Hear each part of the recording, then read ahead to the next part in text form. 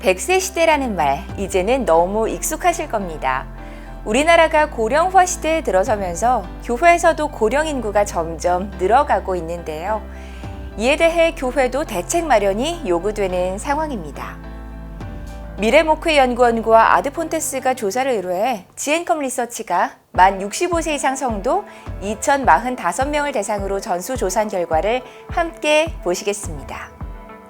가장 먼저 65세 이상의 고령 교인에게 개인적인 관심사가 무엇인지 물었습니다.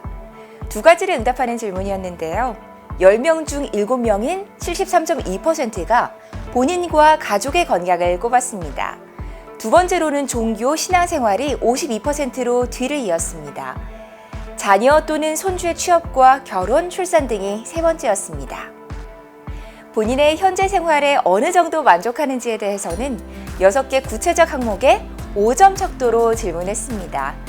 6개 질문 중 자녀와의 관계가 3.89점으로 가장 높았고, 전반적인 교회 생활과 배우자와의 관계가 3.7점과 3.66점으로 뒤를 이었습니다. 전체 만족도는 3.55점으로 100분위로 계산하면 70점이 조금 넘었습니다. 이번에는 교회 생활과 신앙생활에 대해 물었습니다. 먼저 신앙생활을 하는 이유로는 구원과 영생을 위해서가 60%로 압도적으로 높았고, 2위는 마음의 평안을 위해 22.6%였습니다. 다음은 인생의 진리를 찾고 싶어서 삶의 어려움을 극복하기 위해 순이었습니다.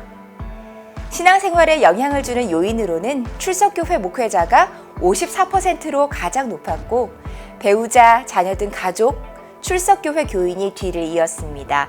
기독교 매체도 14%를 기록했습니다.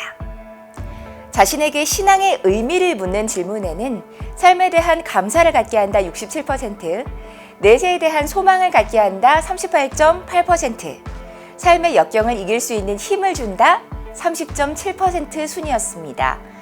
나이에 따른 신앙 수준에 대한 질문에는 신앙이 더 깊어지는 것 같다 52%로 신앙생활 기간이 길어짐에 따라 신앙이 더 좋아지고 있는 것 같다고 응답한 사람이 절반 이상이었습니다. 별 차이 없다 30.5%, 신앙이 더 약해지는 것 같다는 15.6%에 그쳤습니다. 고령자들은 인생의 고비마다 신앙적 경험을 하면서 하나님에 대한 발견과 의지를 더하게 된 결과라고 응답한 건데요. 특이할 만한 점은 소그룹에 정기적으로 참여하는 성도들이 비정기적 참여자나 미참여자보다 신앙이 더 깊어지는 것 같다는 항목에 더 많이 응답했다는 겁니다. 소그룹 참여자들의 상호작용이 서로의 신앙생활에 긍정적인 영향을 미치고 있는 것을 알 수 있는 대목입니다. 신앙활동 비율에 대한 항목입니다. 얼마나 자주 신앙생활을 하고 있는지 5가지 측면에서 각각의 빈도를 물었는데요. 예배 참석이 97%로 응답자 대부분이 주일 성수를 하고 있었고, 성경 읽기와 기도가 88.4%로 뒤를 이었습니다. 또 교회에서 친한 사람들과의 만남이 꽤 높은 비율을 차지했는데 77.1%였고요. 교회 안팎에서의 봉사활동이 뒤를 이었습니다. 예배 참석과 성경 읽기, 기도 등은 연령별로 별 차이가 없었지만 교회 안팎의 봉사활동 비율은 연령이 높을수록 낮아지는 경향을 보였습니다. 나이가 들수록 체력이나 주위의 배려에 의해 봉사활동을 할 기회가 없어지는 것일 수도 있지만 본인이 원한다면 아직 건강과 체력이 양호한 60, 70대는 체력이 허락하는 범위 내에서 기회를 제공하는 것도 고려해 볼 만한 것으로 보입니다. 은퇴를 아직 하지 않은 만 70세 이하의 고령 교인들에게 건강이 허락할 경우 은퇴 후에도 교회 사역을 참여할 것인가를 물었습니다. 사역을 내려놓고 싶다는 응답이 49%로 절반 정도였지만 4명 중 1명인 25.1%는 계속 사역을 하고 싶다는 의지를 밝혔습니다. 본인의 상황과 의지에 따라 교회의 비공식적 활동 기회를 부여하는 방법이 필요할 것으로 보입니다. 고령 교인들이 교회에 바라는 희망사항은 같은 나이대의 교인들과의 교제와 소그룹 활동이 46.9%로 가장 많았습니다. 여가 시간 활용을 위한 프로그램 제공, 목회자의 관심과 연락도 원했습니다.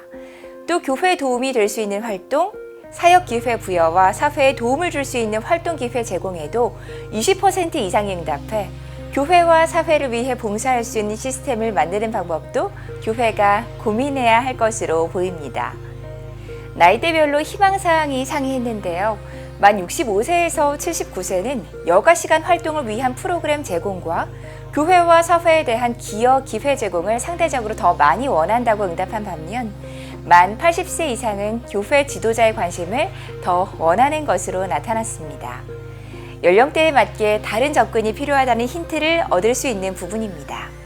고령교인 중에서도 만 71세가 넘어 은퇴한 응답자들에게 교회에서의 본인 역할에 대해 질문했는데 상당히 적극적인 응답이 나왔습니다. 건강이 허락되는 한 교회에서 주어진 사역을 적극적으로 하고 싶다에 50.3%가 긍정적으로 답했고 나는 아직 교회에서 일을 할 만큼 신체적, 정신적 능력이 된다도 40%가 넘었습니다. 교회에서 은퇴했더라도 여전히 교회 정책 결정에 참여하고 싶다도 비슷한 비율로 응답했습니다. 늦은 나이지만 평신도 선교사로 나가고 싶다는 마음이 있다는 응답도 13.5%를 기록했습니다. 고령 교인에 대한 교회 인식에는 그냥 교인 중 한 명으로 봐주길 바라는 마음이 절반을 넘은 55.9%였습니다. 반면 돌봄의 대상으로 봐주길 바라는 응답자는 6.1%에 불과했습니다. 이번 조사 결과를 보며 고령교인들이 필요로 하는 교회의 정책들이 무엇인지 고민하게 되실 텐데요. 주중에 고령교인을 위한 프로그램, 기존의 노인대학이나 경로대학과 차별화된 프로그램, 고령교인들을 위한 노인 전문사역자, 교회 고령교인들을 위한 소그룹 등을 비슷하게 높은 비율로 원하는 것으로 조사됐습니다.